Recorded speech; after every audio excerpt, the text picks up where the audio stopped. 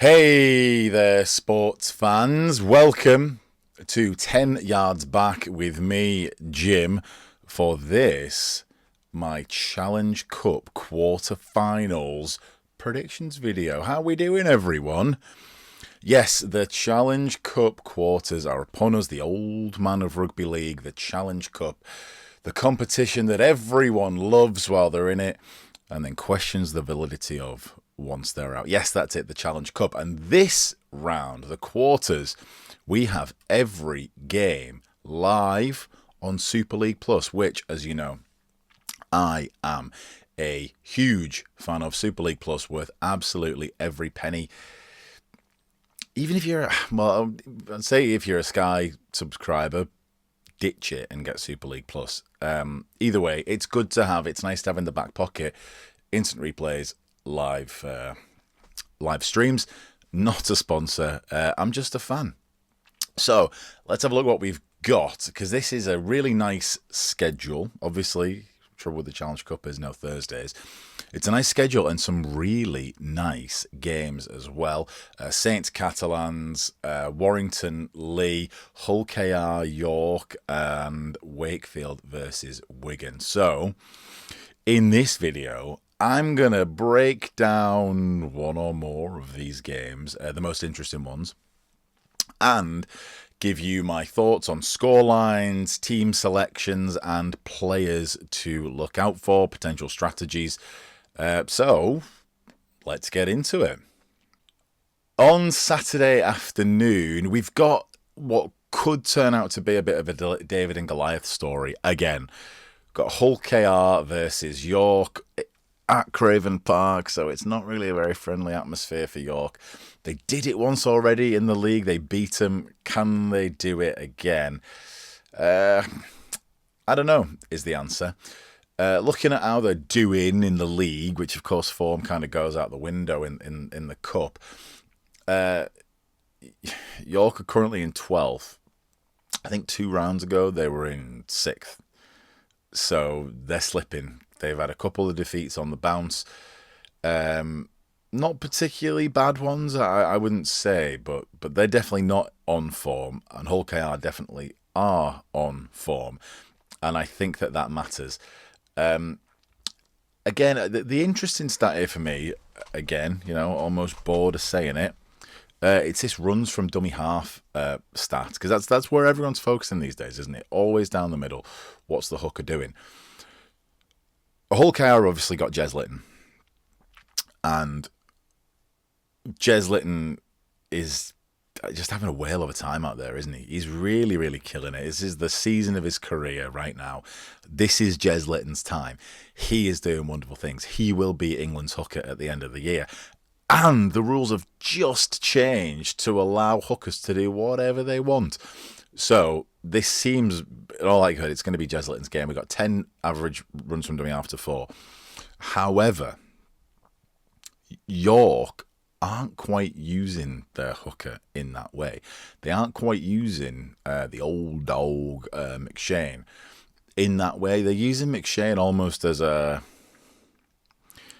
full half, a 3/4. I don't want to say 3/4. That's got connotations. They're using their hooker to get the ball to a decision maker. So he's almost triage for who he thinks should be making the decisions.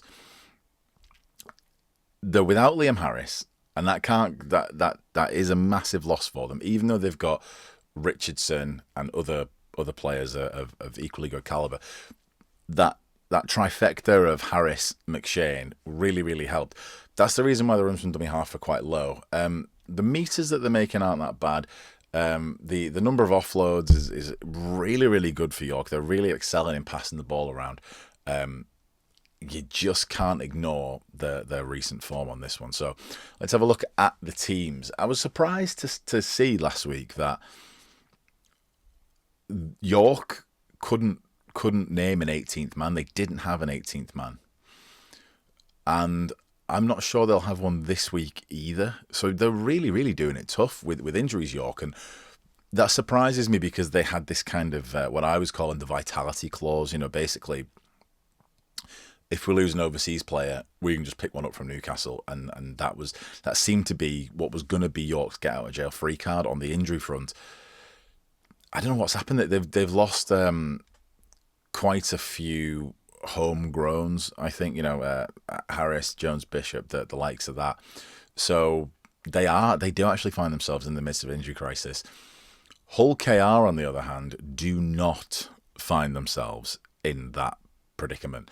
They've basically got a full squad. Now, the one change you'll notice in here, and it's kind of a change I've made. It's kind of one that was, it's on the team sheet, so I didn't force it.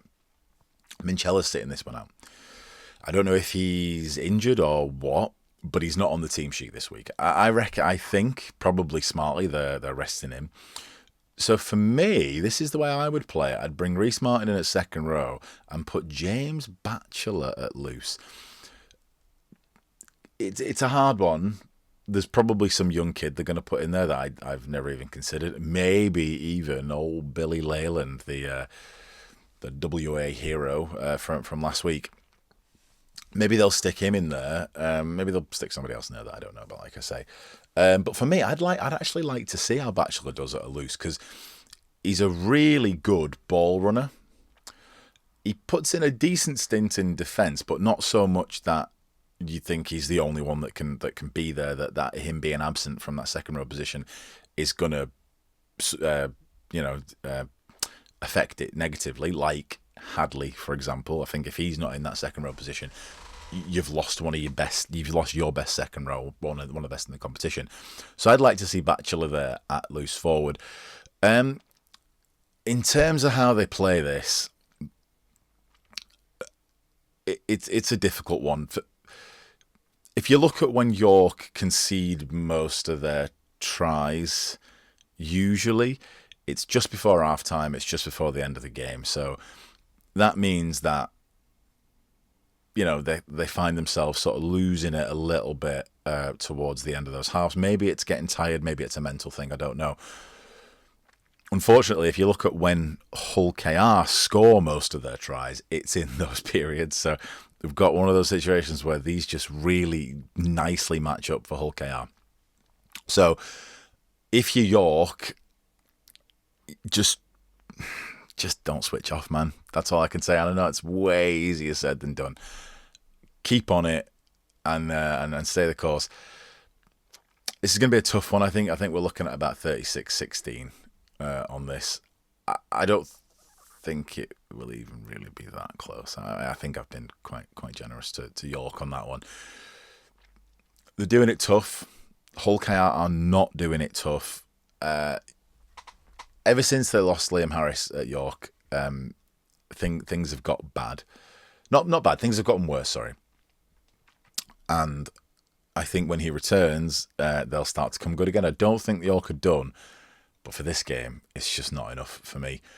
What do you think, Hull KR York? Can they do it again? Can they be David in the David and Goliath story? Okay, that's the Challenge Cup quarterfinals. My predictions there for the full round. Let me know what you think. I think this is a good one. I think the only match that I could probably skip, though I won't, is the Hull KR York one. I think that one is basically written. I think that Lee have got enough stuff coming back into their side that they're going to make that revenge match, that grudge match, an exciting one. So enjoy the games. I hope you very much that you enjoy them. Let me know, and bloody download Super League Plus, because it is an absolutely cracking thing to do. All right, I'll see you next week, where maybe I'll talk about these games, maybe I won't, but I'll for sure give you my predictions for round 8 of the Super League next week. I'll see you then.